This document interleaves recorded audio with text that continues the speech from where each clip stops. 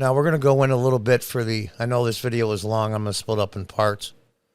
This is the founder of Planned Parenthood, Margaret Sanger. And those are the dates as she was alive. She is from Corning, New York. I live in upstate New York as well, just down the road. I'm not proud of the fact that I live in the same area where she came from, but that's a different issue. And those of you that think that Margaret Sanger and all the horrible things you're going to see she said and thought was ancient history. And the Democrats are different now. They're not like they were back then. Okay. Look at the dates, her birth and death year. 1966. I turned 10 years old in 1966. It wasn't that long ago. It wasn't that long. So this is new. Historic-wise, this is new. And they still believe the same things, just in a different way.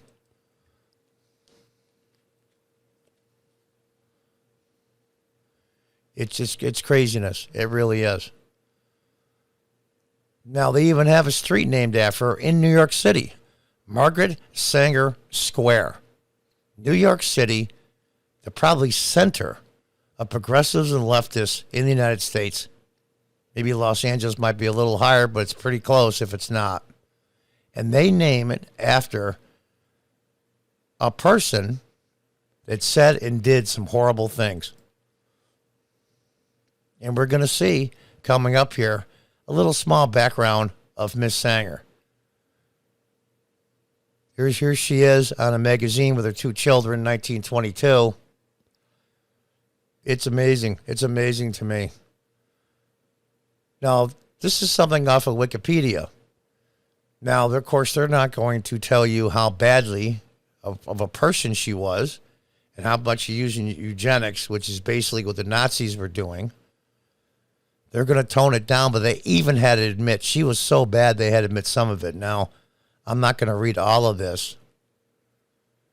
Singer was a proponent of negative eugenics, which is basically Nazism light, who aimed to improve human hereditary traits through social intervention by reducing the reproduction of those who they considered unfit. And who gets to decide? Sanger articulated birth control in terms of racial betterment and, like most old stock Americans, supported restricted immigration. She felt to find fitness in individuals rather than racial terms. But this is an individual that said, Sanger quite effortlessly looked away when others spouted racist speech. She had no reservations about relying on flawed and overtly racist works to serve her political needs. This woman was as racist as they come, even Klan members. And this is a quote from her. We want to exterminate the Negro population. Now, we're not talking about exterminate as in like the Nazis did, round them up. I mean, that's just horrific. Her idea of extermination, they wanted a white Judeo-Christian country. What she wanted to do, and said so, wrote books about it, was have the death rate of non-whites in the United States higher than the birth rate. And over time, the non-whites would just slowly be smaller and smaller population until they were gone. And this is one of the ways she did this. And you can read the whole thing, stop the video. Quote from her in her book was, we don't want the world to go out and say we want to exterminate the Negro population. So in order to convince them that birth control and abortion was the way to go to minorities, they were going to use ministers and pastors and churches.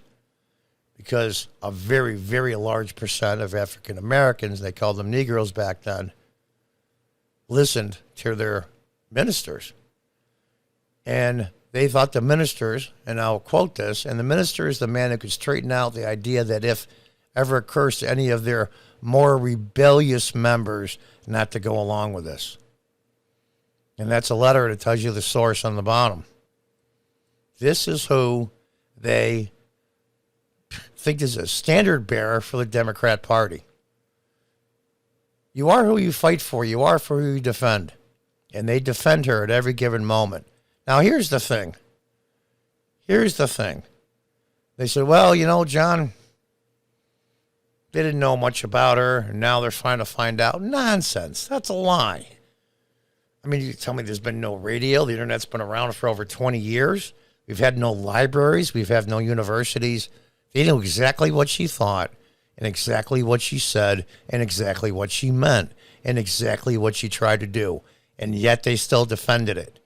So they act surprised now. They're taking down statues of her around the places. Nonsense. They just got caught with their pants down and they're embarrassed.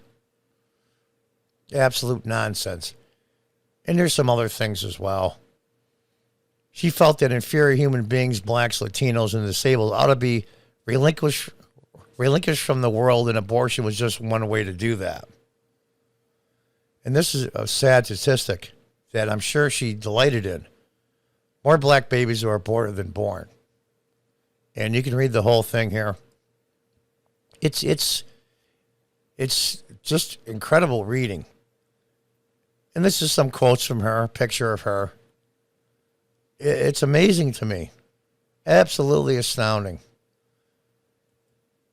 Uncontrolled fertility, the unfit and feeble-minded, establishing a progressive imbalance in human society, lowering the birth rate along the it.